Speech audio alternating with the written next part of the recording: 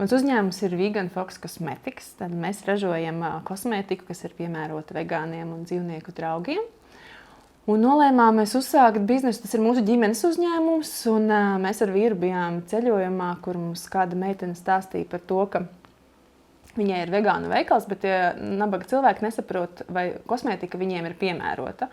Un tad mēs domājām, parasti tā saka, ka tad, kad ir kāda problēma, tad ir jābūt biznesam, kas to atrisina. Mums likās ļoti kolosāli izveidot kosmētiku, kur ar nosaukumu mēs pasakam priekšā, ka tā kosmētika ir piemērota tieši tev. Un tas ir tā mūsu filozofija, ka mēs ar savu biznesu parūpējamies par cilvēkiem, un pēc tam ar nopelnīto mēs palīdzam dzīvniekiem, dzīvnieku patversmēm, arī dažādās organizācijās iesaistamies.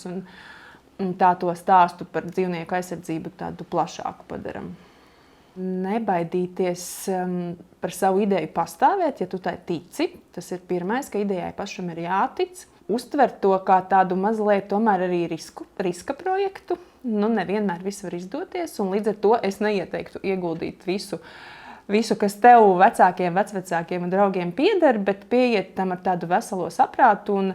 Un mēs sākumā sākām ar domu, ka tie mums ir kolosāli biznesa kursi. Jā, mēs ieguldījām naudu, starta kapitālu, bet ne tā, ka mums, ja mēs to zaudētu, mums visa dzīve apstātos. Tā kā ieguldīt tik, cik to es arī gatavs pazaudēt un uztvert to veselīgi, varbūt mazliet kā spēli, ne pārāk saspringti un nopietni. Tas ir ļoti dažādi.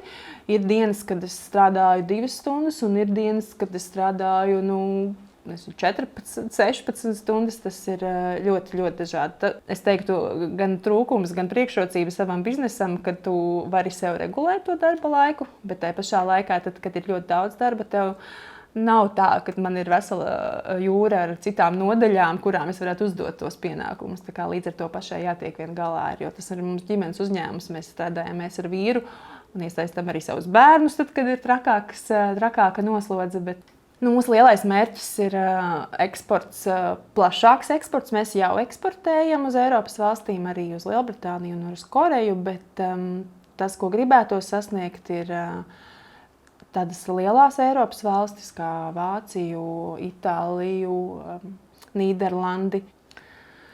Jaunietim uzņēmējam, ja tev ir ideja, tad nevajag viņu pārāk perfekti noslīpēt.